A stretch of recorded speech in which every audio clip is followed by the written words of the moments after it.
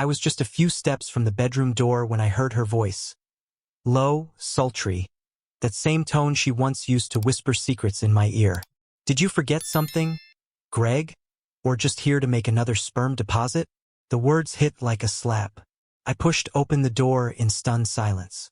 There she was, Allison, naked, sprawled on her back, skin still damp with sweat. Her smile flickered, then crumbled into raw panic as she locked eyes with me. "Oh, Brian, I'm so sorry," she choked out, half screaming, fumbling to cover herself. But I didn't scream. I didn't cry. I just stood there, hollow and still, as if my soul had been scooped out and replaced by ice. We'd been married 7 years. Not perfect years, no marriage ever is, but they were mine. Ours. I gave everything to her. My name is Brian Marlowe. I'm 38, a software consultant, quiet by nature but steady. The kind of man who never forgot anniversaries, who remembered how she liked her wine dry, floral, cold, who rubbed her back in the exact rhythm she needed after hard days. Her name is Allison, 35, charismatic in a way that felt effortless, like gravity. People smiled wider around her.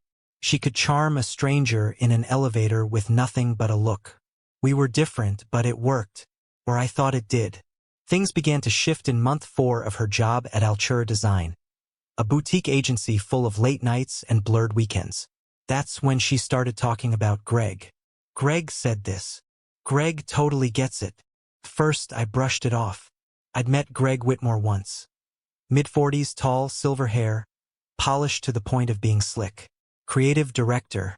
The kind of man who shook my hand without really seeing me.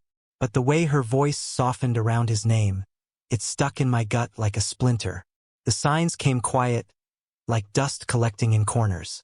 A second charger in her purse. Cologne that wasn't mine. Her phone. Suddenly locked, always tilted away. Laughter behind doors that didn't open when I knocked. I told myself stories to keep from drowning, because when you love someone that much, denial becomes survival. That weekend, I came home early. No warning. Just a small surprise, her favorite breakfast from the bakery downtown. I remember the jingle of my keys, the silence inside, and then her voice, that teasing tone I hadn't heard in months, laced with betrayal. Something in me snapped. I dropped the bag on the counter, climbed the stairs in silence. Each step deliberate, breath held like a loaded gun. The door was ajar, and what I saw, it branded itself into my mind, sharp as fire. Allison. Exposed, relaxed, like she expected him to return at any moment. When she noticed me, her face twisted in horror. "Brian, I'm so sorry," she gasped, knocking over a lamp in her scramble to hide. Her voice cracked, but I didn't move, didn't speak. I just stared. And in that stillness, something cold bloomed inside me. Not rage, something quieter, meaner. Some men cry, some men beg. Me? A plan. They wouldn't forget what they did. None of them. That night, she tried to explain. Teary, trembling. "It was a mistake, Brian. Just a stupid, drunken thing. It didn't mean anything. Lies always come dressed as excuses." But I knew better. I saw what I saw. I didn't sleep in the bed, though I could have. It was mine after all. Instead, I lay on the couch, staring at the ceiling fan's slow, hypnotic spin. I wanted to feel it, the sting, the ruin. And as I lay there, my thoughts began to align like tumblers in a lock. I wasn't breaking. I was recalibrating. I was the one who organized everything, our passwords, backups, cloud syncs, devices. I kept her world running. And that meant I had the keys. While she sobbed behind a locked bathroom door, I sat with her MacBook in my lap. Still synced, still open to everything. Work and personal. Including her private folder, mood board personal. Inside, screenshots, voice notes, suggestive photos, and message threads so explicit they bordered on parody. "Greg. Still thinking about your taste from last night. You left scratches, babe." Allison. "Can't stop thinking about your hands. It's torture sitting next to you pretending I don't want to crawl under the table." They weren't hiding it. They were celebrating it. Archiving their affair like it was art. So I copied it all. Every email, every file, every meeting room booking that lined up perfectly with her late nights. The truth wasn't just what I saw. It was everything they left behind. And I would use it. All of it. Step 2. Track the patterns. I installed remote monitoring software, undetectable, discreet, and ruthless. It gave me real-time access to her location, messages, photos, even her keystrokes. Legal? Questionable. Effective? Undeniably. Within 4 days, I had enough material to write a book titled How to Burn Your Marriage in 30 Days or Less. Step 3. Build the network. I didn't want Allison to fall alone. I wanted an audience. The right people. People with skin in the game. I reached out to Derek, a quiet coworker whose wife just happened to be Greg's assistant. She'd suspected something for months but lacked proof. Then there was Stacy, Allison's best friend, the one who once leaned in at a party and whispered she didn't trust Greg. "He has that look," she'd said. And finally, Margot, Kayla's older sister, sharp, respected, and sitting on Altura Design's board of directors. I asked for 10 minutes of their time. Each gave me 30. By week's end, I had a complete digital timeline.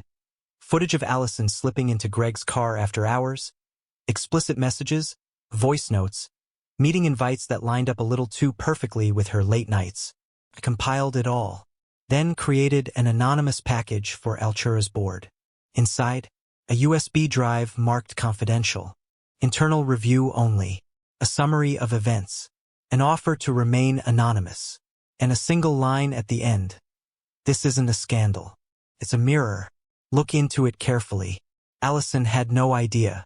She thought I was grieving, healing, wandering around in some fog of heartbreak while she did downward dog and sipped chai lattes topped with denial. She didn't know I'd already filed for divorce, citing misconduct under our prenup's infidelity clause. She didn't know it meant she'd walk away with nothing. She didn't know about Greg's contract either. The morality clause buried in the fine print.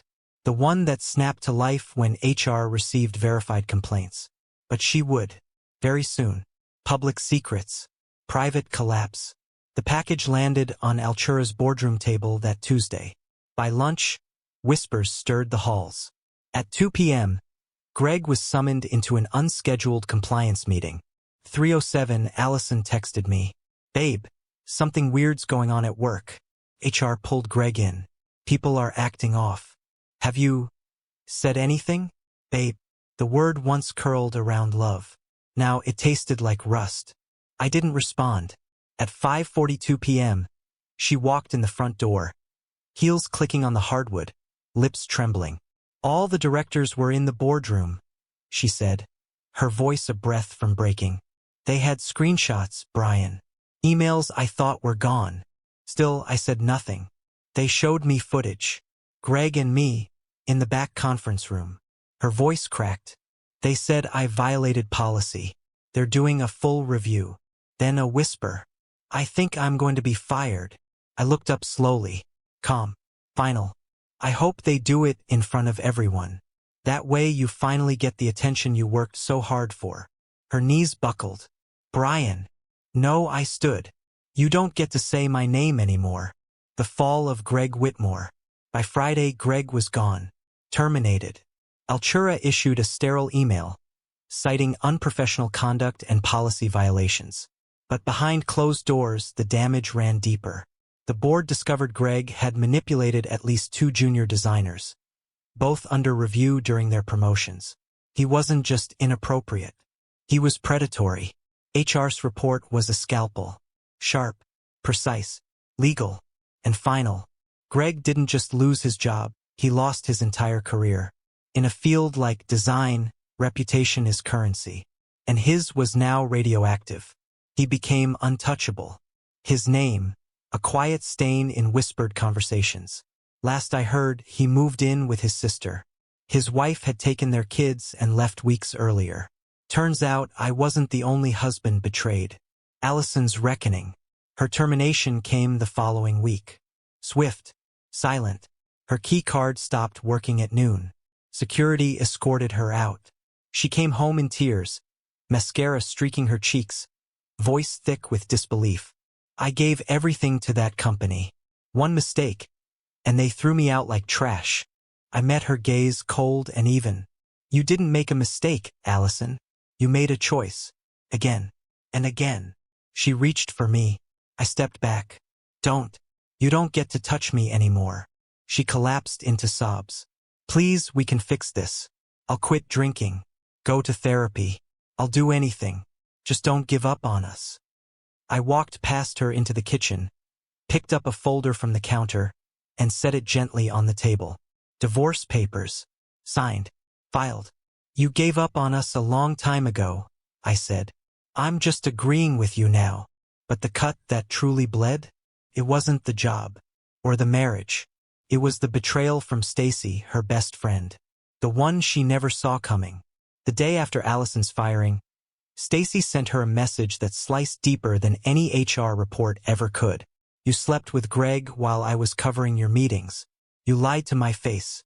Then the final blow, you're not just a cheater. You're a narcissist. Don't call me again. That night, Allison sat on the floor for hours, phone in hand, staring at the screen. But no one was answering anymore. No friends. No Greg. No lifelines. I didn't gloat. Didn't raise a toast to her downfall. But I did pour a glass of scotch, step outside, and breathe in the cool night air like it was the first full breath I'd taken in years. When the dust finally settled, 3 months had passed since our last conversation. The divorce went through clean, no alimony, no property split. The prenup activated like a guillotine. The judge didn't hesitate. She lost the house. She lost the car. She lost me. She tried to fight it briefly until my lawyer laid out the entire arsenal. Digital proof, timestamps, coworker testimonies, HR findings. The courtroom fell silent. And so did she. I moved out a week later, not because I had to, but because I wanted a fresh start untouched by her ghost. I sold the mattress first, then the table we used to eat at, then the wine rack she begged for after her 3rd year at Altura. Every trace of her, gone. I found a quiet loft downtown. Exposed brick. High windows. Empty space that felt like peace. Finally, peace. People still ask me if I miss her. The answer's simple. I don't miss her. I miss who I believed she was. The woman I pictured under Italian string lights, wine-drunk and full of whispered dreams. I miss the illusion but not the person behind it. And that's okay. Her message came at 2:13 a.m. Weeks of silence broken by one final thread. I know you'll never forgive me, but I still think about what I did every night. I destroyed the only good thing I ever had. I'm sorry. For real this time. I stared at the screen. There was a time I might have answered. Might have offered comfort. Closure. But here's the truth. Closure isn't something you're given. It's something you carve out of grief and rage and silence. You build it from sleepless nights and truths you never said aloud. So I turned off my phone and went back to sleep, because peace doesn't shout. It doesn't need applause. Peace whispers. It walks beside you in the quiet. It gives you mornings back. Coffee without bitterness. Laughter without guilt. And it is, without question, the most dangerous kind of revenge. Because it means you healed without becoming what hurt you. One quiet Saturday, I wandered through an unfamiliar part of the city. Past art galleries, flower shops, a couple laughing over shared pastries. And I smiled. Not because I'd moved on. Not because I'd forgotten. But because I'd survived. And in surviving, I became someone stronger. Final words? She'll remember.